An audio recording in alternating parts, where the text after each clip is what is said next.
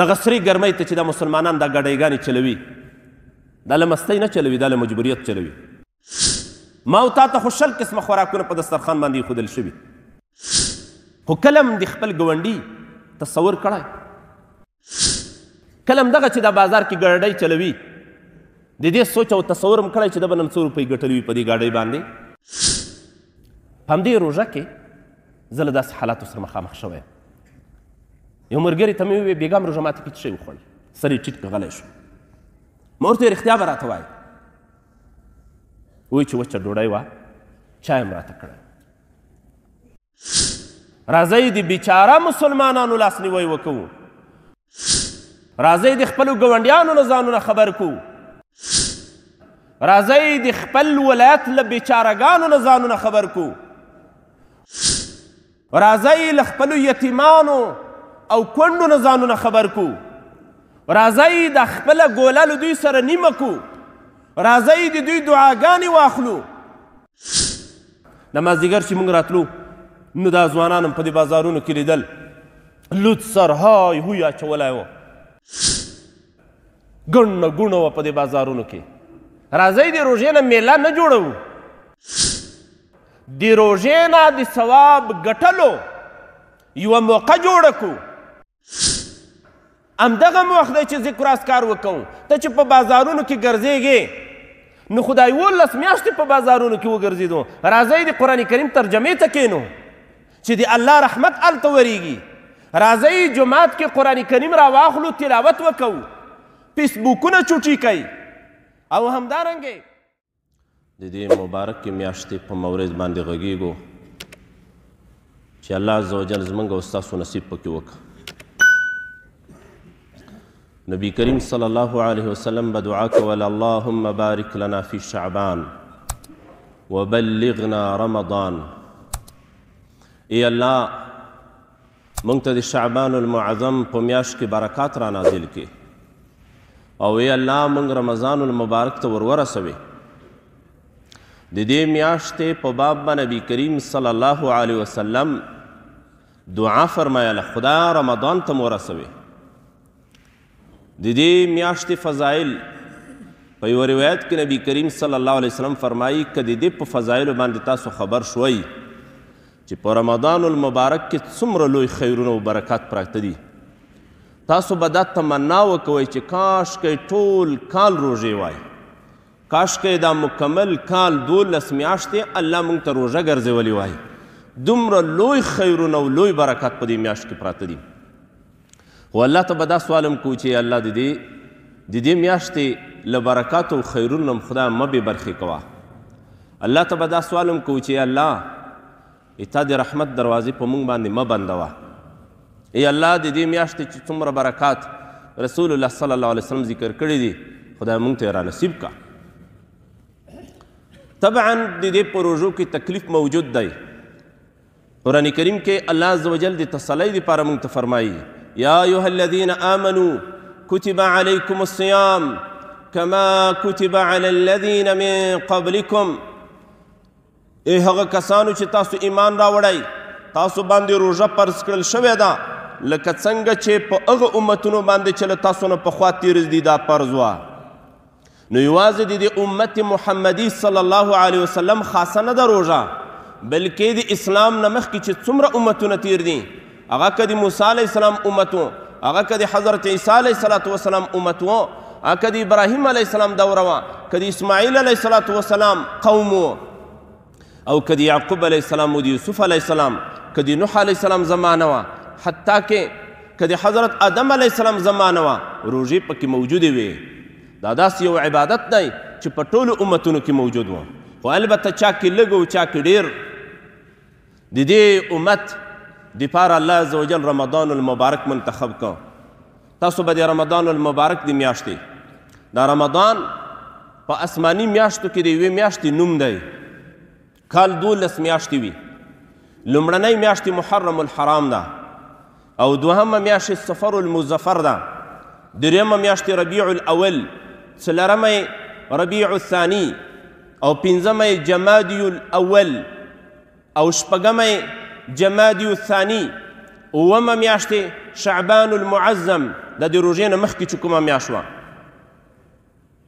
رجب المرجب هم پرېښوده هغه اومه میاشت وه او اتمه میاشت هغه شعبان المعظم او نهمه میاشت دغه رمضان المبارک ده او د لوی اختر په میاشت باندې بیا دا کل ختمیږي په دې پسې متصله میاشت شوال المکرم ده او په هغې پسې 11مه میاشت به ذوالقعدة الحرام او 12مه میاشت ذوالحجة الحرام چې په هغه میاشت کې بیا حاجیان حجونه هم ادا کوي نو دغه نهمه میاشت د اسلامي کال دا رمضان المبارک ده او د دې میاشتې روژې الله په موږ باندې فرض کړي دي قرآن کریم کې الله موږ ته فرمایي فمن شهد منکم الشهر فلیصم دغه میاشت باندې چې چا حاضري وکوله چا دا ولیده او د دې ګواهي ادا شوه فلیصمه نو دی د دغه میاشت روژه نیسي او تعین الله قرآن کریم کې موږ ته کړی شهر رمضان الذي انزل فيه القرآن هدى للناس وبينات من الهدى والفرقان دغه میاشت چې په موږ باندې روژې فرض دي دا میاشت د رمضان ده دا هغه میاشت د الله فضایل هم ذکر کوي چې په دې کې قرآن کریم را نازل شوی الله د دې رمضان المبارک عظمت او برکت موږ او تاسو ته نصیب وګرځوي دا هغه میاشت د الله وایي قرآن کریم پکې را نازل دی د قرآن کریم نزول 2 ځله شوی یو له لوح محفوظ نه لومړني اسمان ته او یو بیا له لومړني اسمان نه ځمکې ته کله چې له لوح محفوظ نه لومړني اسمان ته قرآن کریم را نازلېده دا ټول په یو ځل باندې را نازل دی جملة واحده دا هم په رمضان المبارک کې شوي دي من قرآن کریم را نازل کړی فکر کوم د سورة دخان آیتونه دي فی لیلة مبارکه په داسې یوه شپه کې چې هغه برکتي شپه ده چې هغه د لیلة القدر شپه ده انا انزلناه فی لیلة القدر من قرآن کریم د قدر په شپه کې را نازل دی نو لومړنی ځل نزول هم رمضان المبارک کې او د قدر په شپه باندې شوی او اول اسمان نه چې ځمکې ته د دې نزول شروع کېده دا هم 18 د رمضان المبارک و په غار حرا کې چې جبل النور مو ورته وایي د رڼاګانو غر په دې غره باندې نبی کریم صلی الله علیه وسلم په یوه سمڅه کې میشت و چې جبرائیل علیه السلام ورته راغی او 3 کرته په خپله غیږه مبارکه کې کلک که او په 3م ځل باندې ورته ووی اقرأ باسم ربك الذي خلق خلق الإنسان من علق اقرأ وربك الأكرم الذي علم بالقلم علم الإنسان ما لم يعلم 15 آیتونه دی الله عز وجل خوانا نبی کریم صلی الله علیه وسلم ترا نازل شول دا هم د رمضان المبارک 18 نیټه او 18 د رمضان المبارک و دواړه ځله قرآن کریم چې را نازل شوی هغه په رمضان المبارک کې البته په لومړي ځل ټول قرآن کریم او په 2م ځل باندې شروع د قرآن کریم نور خو مکمل چې تکمیل شوی 23 کالونو کې او تحقیقي قول دا دی چې 22 کاله 2 میاشتې او 22 ورځو کې قرآن کریم ټول را نازل شو خو شروع یې په رمضان المبارک کې وشوه ډیره مبارکه میاشت ده نبی کریم صلی الله علیه وسلم د شعبان المعظم په وروستنۍ ورځ باندې دا روایت حضرت سلمان رضی الله تعالی عنه را نقل کړی دا مبارک وایي کله چې د شعبان وروستنۍ ورځ شوه دا د رمضان نه مخکې میاشت د شعبان المعظم وه رسول الله صلی الله علیه وسلم صحابه کرام راټول کړل او د دې میاشتې په باب دوی ته ترغیب ورکړه دا د تبلیغ ملګري وایي چې د هر عمل چې فضایل بیان شي نو بیا په زړه کې مینه د هغه عمل سره پیدا شي او ډېر په شوق و ذوق باندې بیا سړی کوي رسول الله صلی الله علیه وسلم هم د هر عمل فضایل بیانول رسول الله صلی الله علیه وسلم د شعبان المعظم په وروستنۍ ورځ باندې صحابه کرامو ته خطبه وویله نبی کریم صلی الله علیه وسلم په خپل تقریر کې څه وویل یا ایها الناس قد اظلکم شهر عظیم ای خلکو تاسو باندې یوه لویه میاشت راغله، ډېره د عظمت نه ډکه میاشت تاسو ته راغله. دا ولې ورته وایي؟ خبروي یې. دا میاشت همداسې رانه تېره نه شي، دا میاشت په لهو لعبو کې رانه تېره نه شي. ډېره لویه میاشت تاسو ته راغله. رسول الله صلی الله علیه وسلم ورته فرمایي معنوي عظمت په دې میاشته کې موجود دی، قیمتي میاشته ده. دا تاسو د خپل د افغانستان ماحول وګورئ، دا نور 11 میاشتې مو ګورئ او د رمضان المبارک میاشته مو ګورئ. جوماتونه هم په عبادتونو باندې آباد شي. دا اوس هم چې زه راتلم نو دومره وختي په نورو میاشتو کې زموږ مسلمانان جومات ته نه و راغلي، دومره ګڼ لکه نن چې راغلي وو. څنګه چې په دې دروازه باندې راننوتم چې جومات مې وکوت، په زړه کې مې بې اختیار الحمدلله راغلل.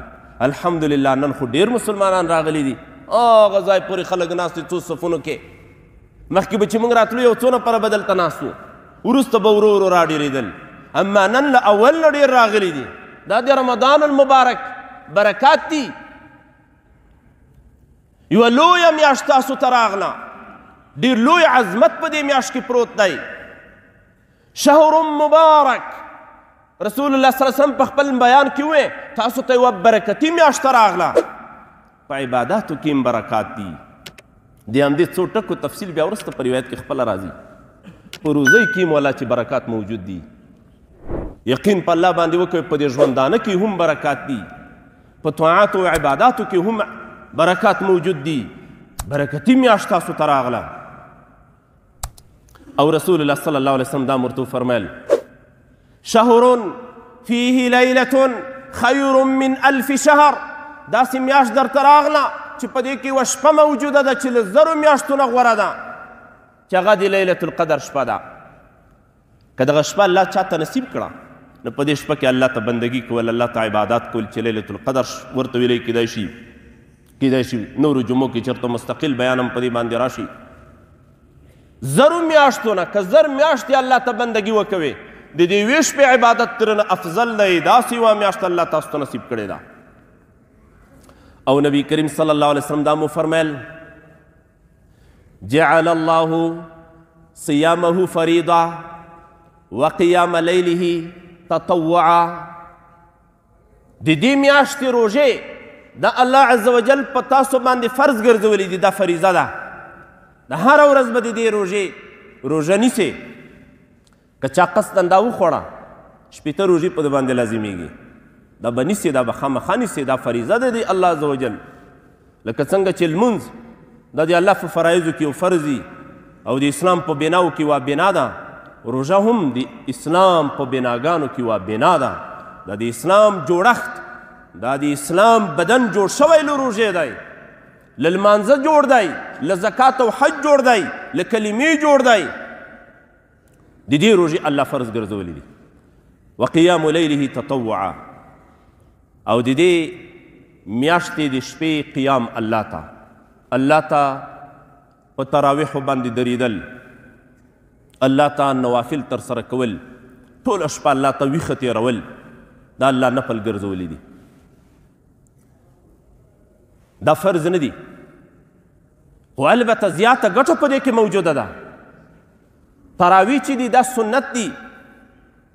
20 رکعته تراویح بیا تقریبا د صحابه کرامو اجماع په دې باندې منعقده ده. 20 رکعته تراویح به مونږ کوو. او که په جمع باندې مو وکړې، له امام سره مو وکړې، دا خو ډېره بهترینه خبره ده. نبی کریم صلی الله علیه وسلم په یو روایت کې فرمایي که یو څوک د رمضان المبارک د شپې لمونځ له امام سره په جمع باندې وکوي او دی له جومات نه راونوځي ان تر دې چې د امام راوګرځېږي، اول لمونځ خلاص شي، امام څادر په مټ باندې واچوي روان شي، نو دوی هم له جومات نه ووځي. دومره فضیلت او اجر یې دی لکه مکمله شپه چې الله ته په عبادت باندې تېره کړې وي، لکه ټوله شپه چې الله ته د قیام کړی وي، هیڅ دنیوي خبرې یا کارونه یې ترسره کړي نه وي، مکمله شپه الله ته په بندګۍ تېروي. داسې یو لوی اجر الله درته نصیب کوي. الله عز وجل دې موږ او تاسو ته توفیق را په برخه وګرځوي. رسول الله صلی الله علیه وسلم په خپل بیان کې دا خبرې صحابه کرامو ته کوي. د دې میاشتې د شپې قیام د شپې الله ته ولاړه دا تطوع دی، دا اضافي ګټې دي، آخرت ګټل دي په دې کې. او نبی کریم صلی الله علیه وسلم صحابه کرامو ته دا هم ووی وهو شهر الصبر والصبر ثوابه الجنه، دا د صبر میاشت ده او د صبر ثواب جنت وي. ښه خوراکونه موږ ته میلاویږي خو نه خورو، نفس هم ترنه کنټرول کړی، ټول خواهشات هم له پښو لاندې کړي دي، زړونه هم ترنه صبر کړي دي. او صبر خپله یو عبادت دی، یو بهترین عمل دی صبر. رسول الله صلی الله علیه وسلم فرمایي والصبر ثوابه الجنه، صبر داسې یو عمل دی چې د دې ثواب بل څه نه دي مګر جنت دی، جنت. نبی کریم صلی الله علیه وسلم صحابه کرامو ته دا وی.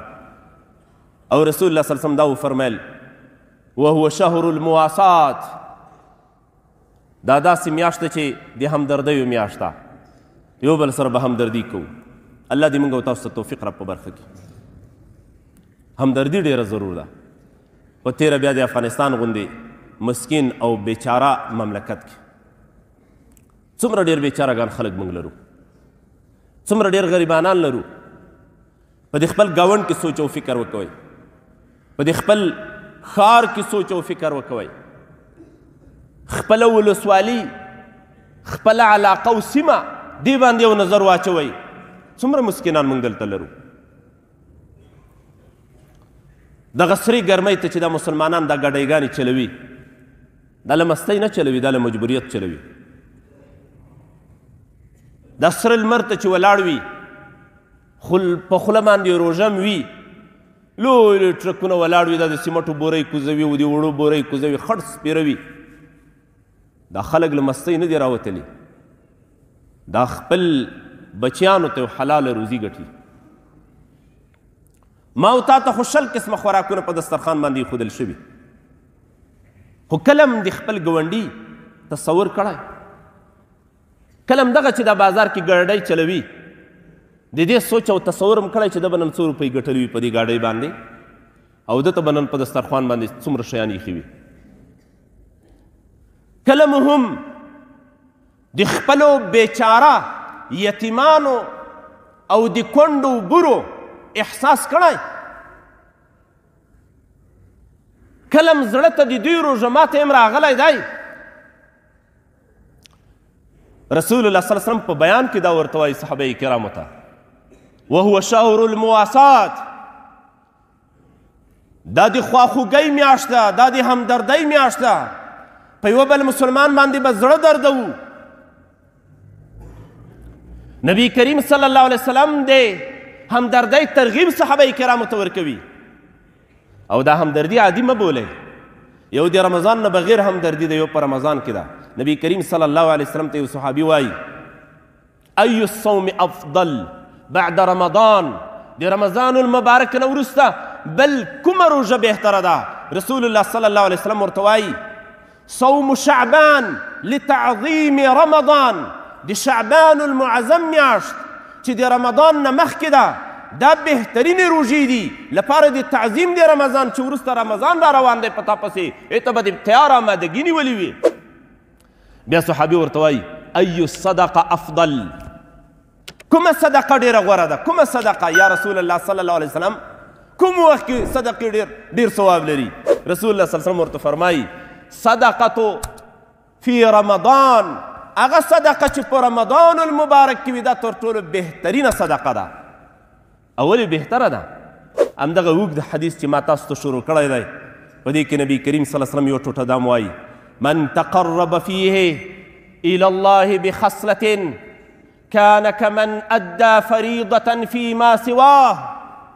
که څوک په دې روژه کې یو نیک عمل ترسره کړي، نفلي عمل، دغه نفلي عمل دی د داسې دی لکه یو فرض چې ترسره کړي وي د روژې نه غیر په نورو وختونو کې. 2 رکعته نفل لمونځ یې وکړه، دا الله تا ته په فرضو باندې حسابوي. تا یو 10 افغانۍ یو مسکین ته صدقه ورکړه، دومره ثواب الله تا ته درکوي لکه تا چې فرضي زکات ادا کړی وي. یو روژه ماتی د یو مسلمان ته برابر کړه، یو مسلمان ګاونډي کور ته د یوه بوجۍ وړه وروړل، یوه بوشکه غوړي دې وروړل كان كمن ادى فريضة فيما سواه لکه له روژې نه ما سوا چې تا یو فرض عمل ترسره کړی وي دا د الله پیغمبر موږ ته ترغیب راکوي د سلمان رضی الله عنه په روایت کې رسول الله صلی الله علیه وسلم موږ ته فرمایي 1 کیلو خرماوې دې ورته واخیستې نغدې پیسې دې ورکړې یو ګاډۍ والا دې ودروه حاجي صاحب کور کې څه شي ډېر ضرورت دی والله بېګا م کور کې وچه ډوډۍ وخوړه په همدې روژه کې زه له داسې حالاتو سره مخامخ شوی یم یو ملګري ته مې وویل بېګا م روژه ماتې کې څه شی وخوړل سر یې ټیټ که غلی شو ما ورته رښتیا به راته وایي وایي چې وچه ډوډۍ وه چای م راته کړی دا خو څه مبالغې نه دي موږ پښتو کې وایي چې موړ دې وږي له حال څه خبر دی چې ته موړ یې ټول خو نه دي ماړه که نه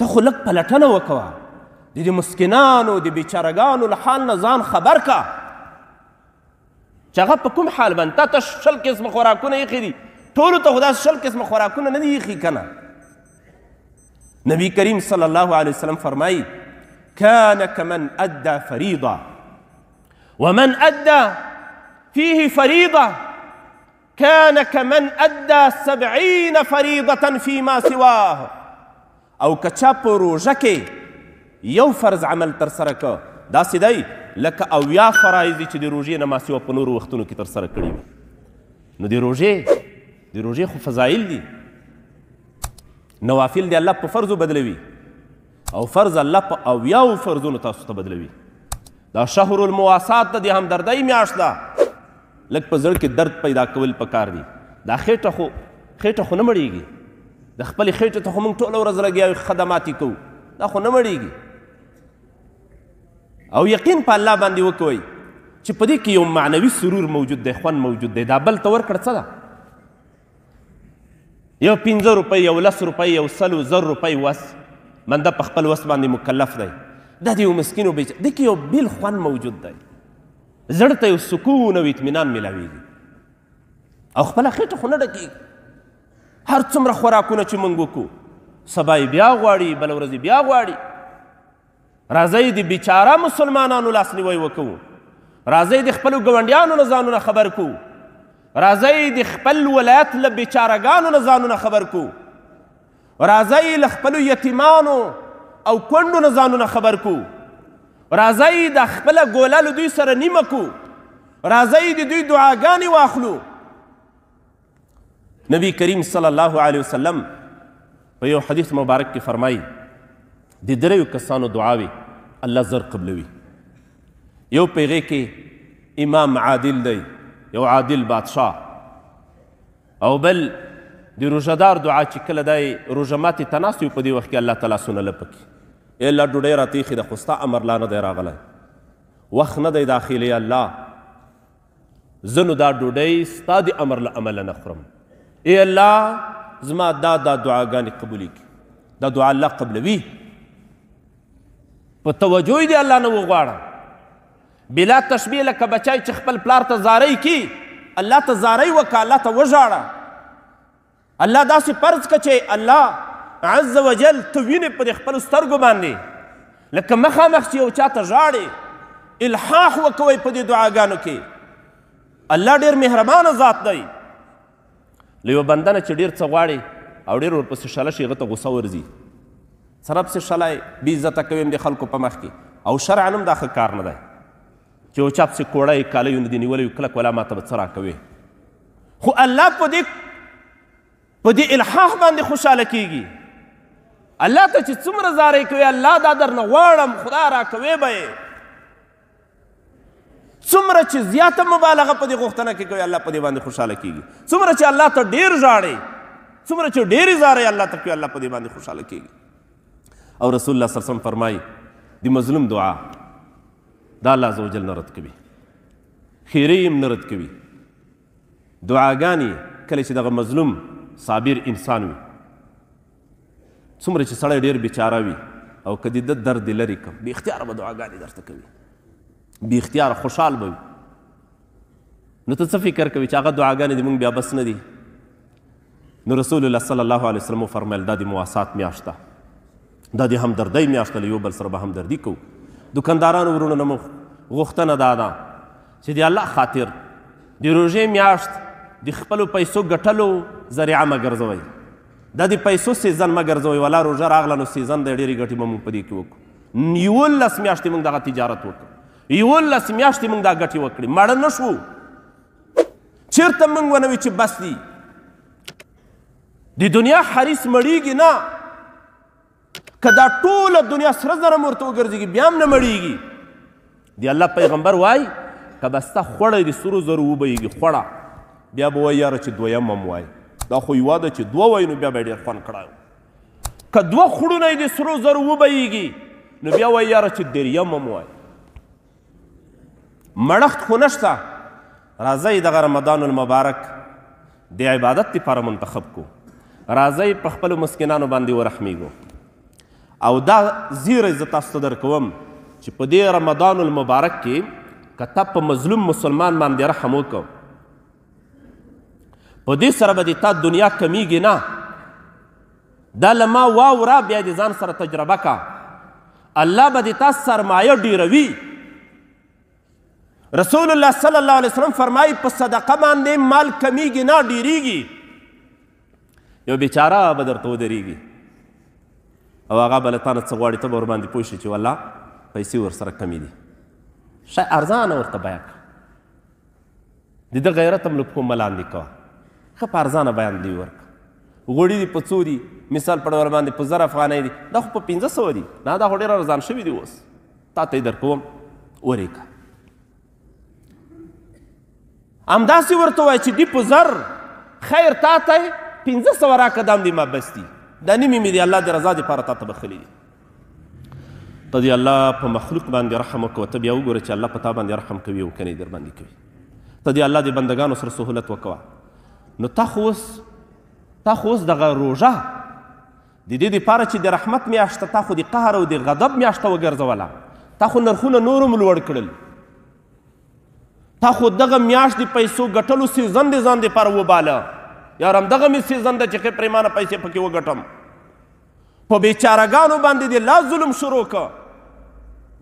په څه فکر کوي چې الله عز وجل به بیا په خپلو رحمتونو کې له تا نه دروازې بندې نه کړي؟ الله عز وجل د رضا په خاطر باندې کوشش دا وکوئ د عباداتو میاشته په تلاوت باندې تېره کوئ، په ذکر و اذکارو باندې تېره کوئ، په همدردۍ د مسلمانانو سره په دې باندې تېره کوئ. رسول الله صلی الله علیه وسلم د دې اوږده حدیث مبارک په آخر کې دا مو فرمیل 4 اعمال ډېر کوئ. 4 اعمال، 2 عملونه داسې دي چې په دې سره به تاسو د الله رضا حاصله کوئ، او 2 عملونه داسې دي چې له دې نه د تاسو کیږي نه، د ځان د ګټې دپاره به یې خامخا کوئ. 4 اعمال، هغه 2 عملونه کلمه د شهادت دې روایې، په دې سره به د الله رضا تاسو ته میلاو شي. اشهد ان لا اله الا الله واشهد ان محمد رسول الله. یا لا اله الا الله، لا اله الا الله، دغه ذکر ډېر کوئ، د الله رضا په دې باندې میلاویږي. بل استغفار ډېر وایئ. استغفر الله، استغفر الله، دا خو یوه کلمه ده، یو توری. اوږد استغفار هم نه وي زده، یو ټکه خو هم زده. استغفر الله څه معنی؟ بخښنه غواړم یا الله، ما ته بخښنه وکوه یا الله، ما ته بخښنه وکوه. دا د استغفر الله معنا.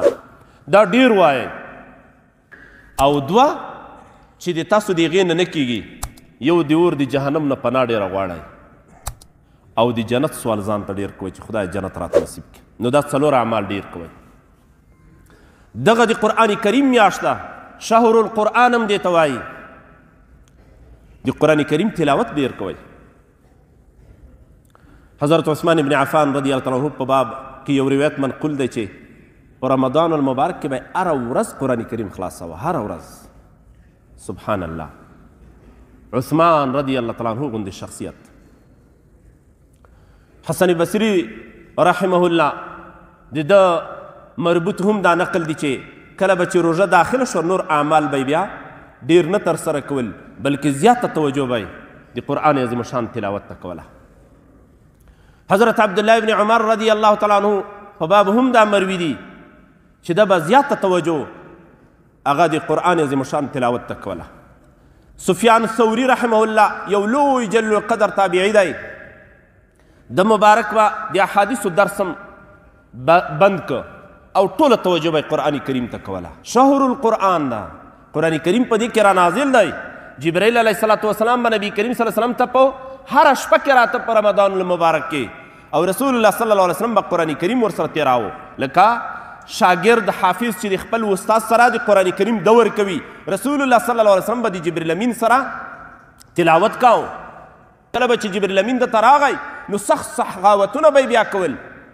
روایت کې ذکر دی من الریح المرسله، هغه تیز باد چې په هر شي باندې راځي، له دې نه به هم د رسول الله صلی الله علیه وسلم سخاوتونه ډېر وو. هر چا ته پیسې ورکوه، ډوډۍ ورته برابروه. رسول الله صلی الله علیه وسلم به دا کول. د قرآن کریم میاشت ده، تلاوت ډېر پکې کوئ. ختمونه شروع دي الحمدلله په هر جماعت کې. دلته په دې لوی جماعت کې به هم انشاءالله د قرآن کریم ختم شروع وي. تراوح ختم دا سنت طریقه عمل دی. په دې کې ښه په پابندۍ سره ګډون وکوئ. په دې یوه حرف باندې نیکۍ موږ ته میلاویږي، او ښه په شوق و ذوق ګډون پکې وکوئ. تیز تلاوت ته مه خوشحاله کیږئ، مه تیزو تراوو ته خوشحاله کیږئ. له تراوو او له لمانځه ځان مه خلاصوئ. په دې لمانځه باندې د الله له عذابه ځان خلاص کړئ. الله موږ ته محتاج نه دی، موږ الله ته محتاج یو. موږ به الله ته بندګي کوو.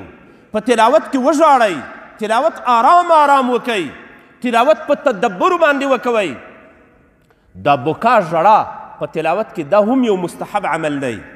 یو روایت کې نبی کریم صلی الله علیه وسلم فرمایي نزل القرآن على حزن فإذا قرأتموه فابكوا فإن لم تقدروا فتباكوا. قرآن کریم کې وژاړئ، که ژړا نه درځي د ژړا کیفیت جوړ کړئ، په زور ځانونه وژړوئ. موږ پېژنو نه ژړا قرآن کریم کې ژړا څنګه وي، تلاوت کې څنګه ژړا وي، په معنا یې ځانونه نه پوه کوو. دا بهترین عمل دی. شپه الله ته په عبادت باندې تېره کړئ، ذکر اذکارو باندې. نمازدیګر چې موږ راتلو نو دا ځوانان هم په دې بازارونو کې لیدل، لوڅ سر های هوی اچولی و، ګڼه ګوڼه وه په دې بازارونو کې. راځئ د روژې نه میله نه جوړوو، د روژې نه د ثواب ګټلو یوه موقع جوړه کړو. همدغه وخت دی چې ذکر اذکار وکړو. ته چې په بازارونو کې ګرځېږې نو خدای 18 میاشتې په بازارونو کې وګرځېدو. راځئ د قرآن کریم ترجمې ته کښېنو چې د الله رحمت هلته ورېږي. راځئ جماعت کې قرآن کریم را واخلو، تلاوت وکړو، فیسبوکونه چوټي کوي، او همدارنګې هغه شیان چې موږ د الله عز وجل ذکر نه اړوي هغه په دې روژه کې رخصت کوي. الله عز وجل په طرف باندې توجه وکوئ. خدای عز وجل دې موږ او تاسو ټولو ته توفیق را په برخه وګرځوي. اقل هم دومره خو وکوو چې 5 وخته لمونځ دا په سمه توګه په جمع باندې ادا کړو. دعا وکوئ. الحمدلله رب العالمین والعاقبة للمتقين والصلاة والسلام على رسول الله على رسوله خير خلقه محمد وعلى آله وأصحابه أجمعين. يا الله دې تا رضا نصیب کړي، مغفرت دې ګناه راته وکوي.